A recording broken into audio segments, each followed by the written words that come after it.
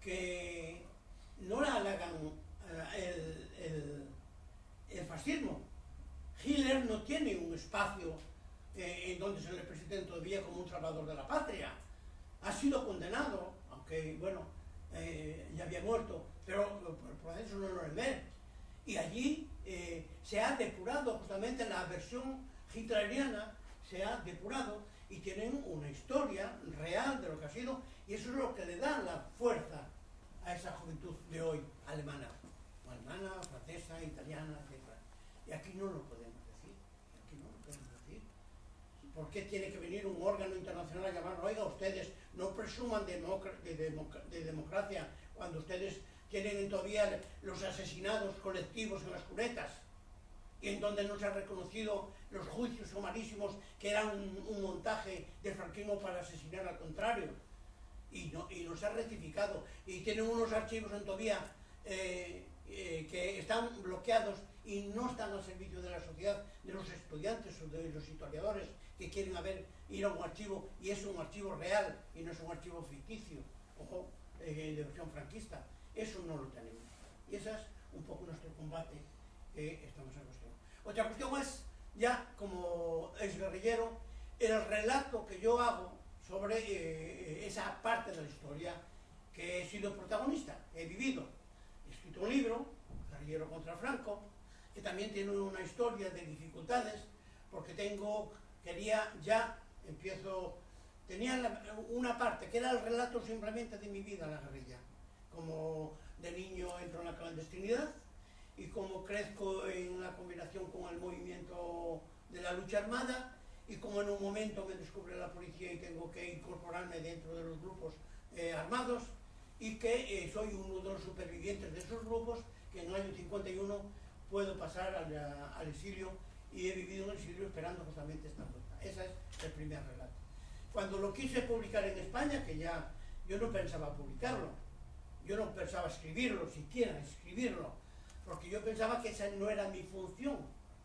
Este relato que yo he vivido tenía que estar contemplado en una historia objetiva que los historiadores iban a escribir una vez conquistada la democracia, y en donde los partidos políticos que habían estado implicados en ese proceso, desde el punto de vista político, tenían la obligación justamente de promover esa parte de la historia en donde estaría yo, estarían los demás y todos los que han quedado en el camino.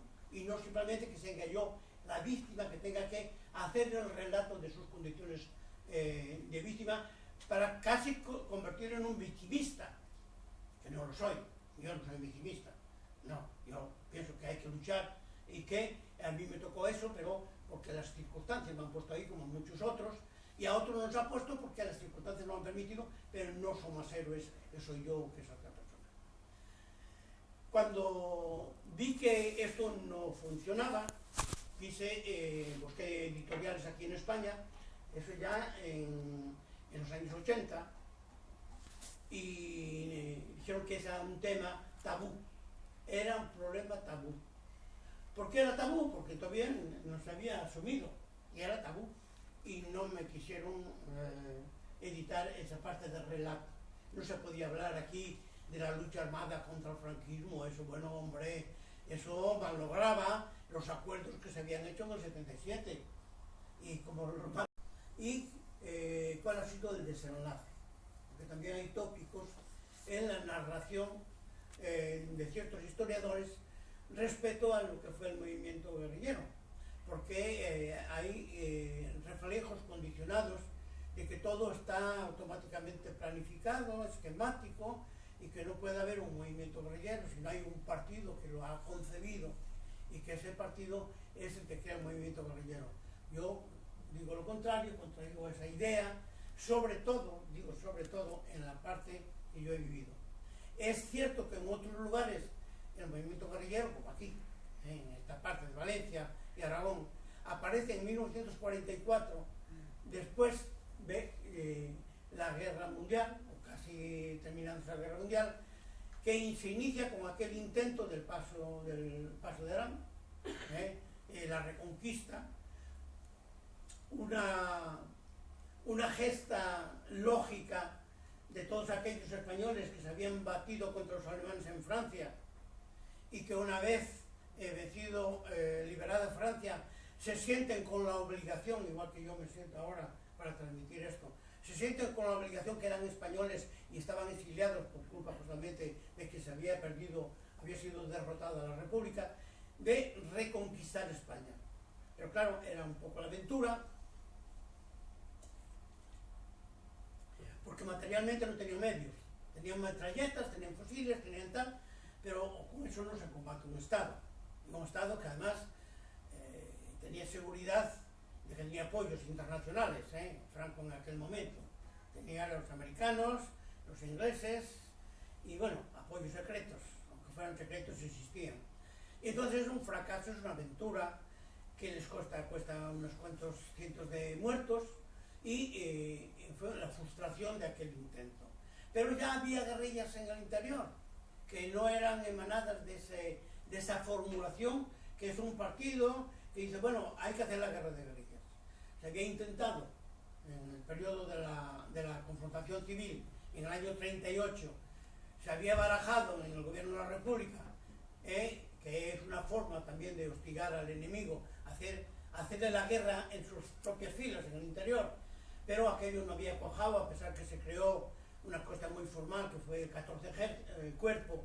El 14 cuerpo obedecía a una decisión fundamentalmente del Partido Comunista de crear guerrillas en el interior, al interior de las filas del frente franquista y eso, pero no había cuajado. Pero sí cuajó en la parte de Asturias, en la parte de León, en Galicia y algo también en Andalucía, cuando fueron replegándose, cuando el ejército republicano se fue replegando, mucha gente se quedó, que se intensificó después con la represión en los grupos de resistencia. Y esa, en fin, tiene una trayectoria que no es la otra esquemática de que hay que esperar al 44 a que el Partido Comunista, ante el fracaso del Valle de Arán, hace introducción de grupos que habían hecho la resistencia en Francia y que lo van a hacer de la misma forma en España. De la misma forma, además, cuando las condiciones de España no eran las mismas que las de Francia. Francia era un país ocupado y entonces la recepción de la ciudadanía es muy diferente que la de España en el año 44, cuando había desmantelado los sindicatos, los partidos políticos, el que no había exiliado, lo habían asesinado o lo habían metido en la cárcel, y entonces estaba en la cárcel en aquel momento. Entonces, las condiciones eran muy diferentes. Pero bueno, que para mí es el error y es el engaño. Pero desgraciadamente, es lo que aparece de una manera muy esquemática, o bien la versión franquista de bandolerismo y a secas, o bien la lucha armada, en donde es una cuestión importada o exportada desde fuera, importada desde España, y automáticamente no tiene ni la misma trayectoria, ni el mismo grado de organización, y fracasamos todos. Y fracasa todos porque el franquismo es quien extermina el movimiento guerrillero. Y apenas de aquí, que salieron una treintena de esta parte de Levante, en todo el resto, una docena en Andalucía y otra docena en León y ninguno en Asturias, por ejemplo, o dos o tres. Y el franquismo consiguió también aplastar ese movimiento de resistencia armada, y entonces que nadie tiene victoria sobre esa gesta. Y no solamente eso, es que llega un momento que cuando hay tanta complicación en todo el contexto de lo que ha sido la represión franquista, el proyecto republicano y bueno, que se negocia la transición, automáticamente eso queda fuera de sentido, no tiene nadie asume esa cuestión. Entonces quedamos las propias víctimas sin amparo y somos las que tenemos que ir clarificando a medida de lo posible en este espacio. Se amplió el espacio de comprensión ciudadana, no tanto en las fuerzas políticas organizadas y menos institucionales, pero sí a nivel ciudadano, y se han creado a partir de 2002, que hicimos una caravana que recorrió toda España y una cantidad de actos por todas las partes, y que hemos tenido buena recepción de algunas instituciones, por supuesto. Entonces se crearon miles de asociaciones memorísticas, que es lo que hay hoy, muchas asociaciones de memoria histórica. Y no sé si será la solución, pero es un eco importante, porque quien habla en esas asociaciones no son las instituciones, no es el poder, es la sociedad. Y cualquier cosa que se haga como reflexión de cuál fue nuestra historia, cuáles han sido los valores que han determinado que una parte de la sociedad haya pagado con la vida o con el sufrimiento toda aquella identidad. Y esos son interrogantes que están también en ese sentido. Y esos interrogantes, cada uno tiene los suyos, pero yo pienso que tenemos la obligación de esclarecerlo. Y para mí, el estar ante jóvenes, voy bastante a los institutos, todavía los institutos de primera enseñanza, de segunda enseñanza, pero es cierto de que aprendo mucho, porque lo que me enseñan es de que cuando estudian la historia, cuando les enseñan la historia, una gran parte de lo que yo les puedo contar no está en el relato, no está en el relato. Entonces, hay vacíos enormes, y yo pienso que es un problema de reflexión colectiva por interés de todos, que no sea partidista, nada, es ciudadano, no digo partidista, cada uno tiene una ideología que le parezca, que considere que defiende mejor sus intereses y que se identifique mejor desde el punto de vista moral, ideológico y tal, pero sufriendo las consecuencias de algo que no se ha solucionado, no se ha terminado. Ese desencuentro de la sociedad, que se produjo justamente por una sublevación, hubo un desencuentro de una parte de la sociedad, y luego después, pues claro, hay que restañar ese desencuentro en una época determinada de la historia de esta sociedad. Eso se pasó en el siglo XX, casi a principios del siglo XX, en la segunda década del siglo XX. En el siglo XXI hay derecho que todavía esté mutilada nuestra historia para decir la verdad. No hay derecho, porque no le conviene a nadie, ni que tenga una opción de derecha, ni de izquierda, ni de otro. Es el problema del conocimiento, es el problema de saber que los españoles tienen que tener una identidad y el conocimiento de lo que son y lo que ha sido su trayectoria histórica, como cualquier alemán o como cualquier francés o cualquier italiano. Entonces ya desborda un poco el problema de los partidos o de las fuerzas políticas que estuvieron confrontadas en aquel momento, con unos intereses o con otros. No, desborda todo eso. Por eso yo pienso que nuestra asociación obedece justamente a este trabajo con la sociedad. En fin, tengo costumbre de enrollarme mucho, perdonad, y no quisiera, porque sé que muchas veces la inquietud que esto causa y las preguntas o las opiniones que se hagan valen más que mi relato. Así que perdonad y les doy la palabra a ustedes.